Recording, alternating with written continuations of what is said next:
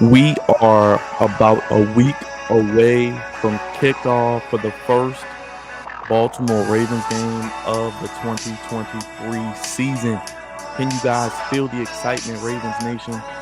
Also, Hard University. The Baltimore Ravens are back in the flock, ready to take off for another season in 2023. And you know the Flex Zone podcast, we're here for it each and every week, each and every breaking news article, piece of information, and things for you to digest here on the channel.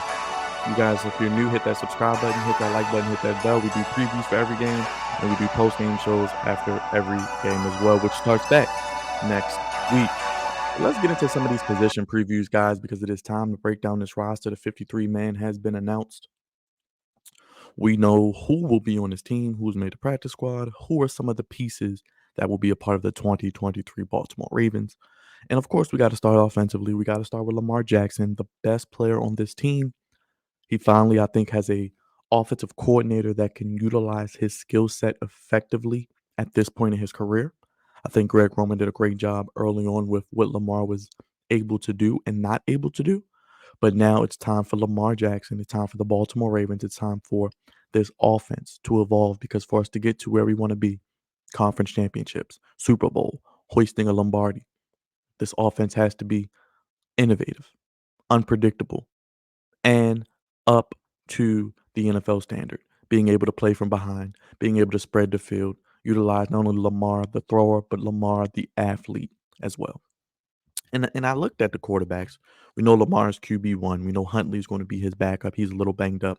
Hopefully, we don't have to see Huntley as the Ravens are blowing out the Texans 40-10, or it's like 2019 where Lamar Jackson is sitting 2 or 3 fourth quarters and he's only really playing. He really have to play 17 games. He's playing like 15 games. But the biggest question for Lamar, we know, is going to be health. Only 12 games last season. Hasn't really played a full season since 2020. Now, if you look at the seasons he was healthy, 2019, 2020, two very good seasons. 2019, we know, was the unanimous MVP season. 2020, I think, was a strong season before the COVID epidemic, pandemic, and all that goofiness. I do think Lamar Jackson is going to be able to throw for 4,000 yards this season. When you look at the over-unders, I think I'm going to take the over on 4,000 yards. Mark Andrews is going to be his safety valve. Mark Andrews is going to be the guy he looks for first and foremost. Rashad Bateman, Odell Beckham, will they both play 17 games? Obviously, I don't know the answer to that. But could they both play 14, 15 games? Could they both get over 750, 800 yards? I think so. Zay Flowers is going to be the key, though. I think Zay is going to suit up every week. I think Zay is going to be that guy for Lamar that he can dump it down to on screens, on little jumps, jet sweeps, shallow crosses, little slants, and he can take a 5-yard play and make it 50. Take a 10-yard pass and take it to the house. He's going to be a key to this offense, and I think could be a guy when we get to the receiver previews that could be in contention, possibly get some noise for Rookie of the Year offensively.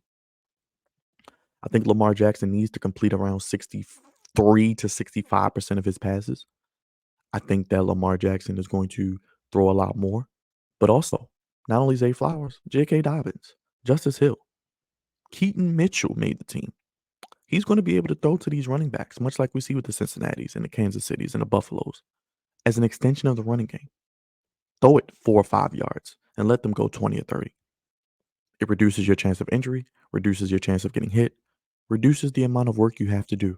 And what does it do? It shows up on the stat sheet as a 40, 50, 60-yard completion, an 80-yard touchdown. Andrews, we know he's great. Likely going to do work, I think, this season. Kolar, we're going to see more of him in the red zone. Can Lamar Jackson throw for over 36 touchdowns? I think 28 to 32 is a good range. If he's playing 16 to 17 games, I think he'll be. I'm willing to say I think Lamar will play at least 15 games this season. Will be healthy for the stretch run. And the thing about Lamar last season, people forget he started out red hot. After September, he was in the MVP discussion, probably was number one on a lot of people's list. Faded kind of down a stretch, but I think when you look at playing Houston, playing in Indianapolis in the first 4 weeks, you do have 2 divisional games, Cincinnati and Cleveland. But those kind of gimme games against teams that are rebuilding, teams that are struggling, defenses that really don't have a lot of star power, a lot of playmakers. This team can put up 30, 35 points. Lamar can throw for over 300 yards. Like I said, I'm going with the over on 4,000 passing yards. I could see him in that 62 to 65% completion percentage. And I think 28 to 32 touchdowns is realistic.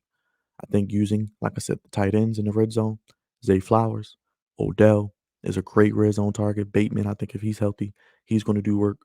And the running backs, J.K., Justice Hill, Keaton Mitchell. That is going to be fantastic. And let's not forget Lamar is a runner. He doesn't have to run for 1,000 yards this season. Could he eclipse 5,000 yards? Throw for 4,000 and run 4,000? He could. But I think we could see Lamar throw for 4,000, maybe run for 800. He doesn't have to run as much, but his runs are longer, much like we didn't see a lot last year where it seems like the burst and explosiveness wasn't there. He may run only 4 times a game, but get 60 yards. He may have 3 carries for 80 yards. It could be that type of situation with him running the football, which I'm fine with because all of his injuries have happened in the pocket. It hasn't been him running or scrambling. It's been him in the pocket. So we know if he's able to get outside the numbers, be dynamic, which I think Todd Monken will take advantage of, allowing him to make changes at the line of scrimmage if a play doesn't work. It's very, very essential. It's very, very important for what Lamar is trying to do in this offense. Like I said, you got Houston week 1, go take care of business. You got Indy in there, go take care of business. Go show Cincinnati, go show Joe Burrow, go show the national media why you are a former unanimous MVP. The Ravens played the Bengals tough. And if Lamar Jackson played in that playoff game last year, I definitely think the Ravens would have won. Should have won if Huntley jumped over the top and actually stretched the ball out. But that's another story for another day. Then you got Cleveland. Is Cleveland secondary really anything to be afraid of? Yeah, they got Myles Garrett and Zadarius Smith, but on the back end, there's some weaknesses there, I think, outside of Denzel Ward. Like I said, I'm taking Lamar Jackson over 4,000 yards, 62 to 65% completion percentage, playing at least 15 games. And I can see him running for 7 to 850 yards, but he doesn't have to run as much, people. He will be effective in his own right. Like I said, Huntley, Josh Johnson, Anthony Brown, these guys are all kind of on 1-year deals. So after this season, the Ravens are going to have to figure out what they're going to do at the backup quarterback position. Do they have to draft a guy? Do they go bring a veteran in? We heard they were linked to bringing in Trey Lance possibly. But I think the Ravens are really in a prime position to make. I think Lamar Jackson is going to make the Pro Bowl for whatever it's worth. I think it's going to be in consideration. Hopefully, he doesn't have to play because we're playing in the Super Bowl. But I think when you look at the AFC hierarchy of quarterbacks, your Mahomes, your Burrows, your Josh Allens, your Aaron Rodgers, your Justin Herberts, Lamar Jackson is in that top 5 if you ask me. If he's healthy, finally has a real NFL modern day offense, there's no reason why I don't think this guy's going to put up big, big numbers. As I mentioned, look for over 4,000 yards. Look for over 60% completion percentage.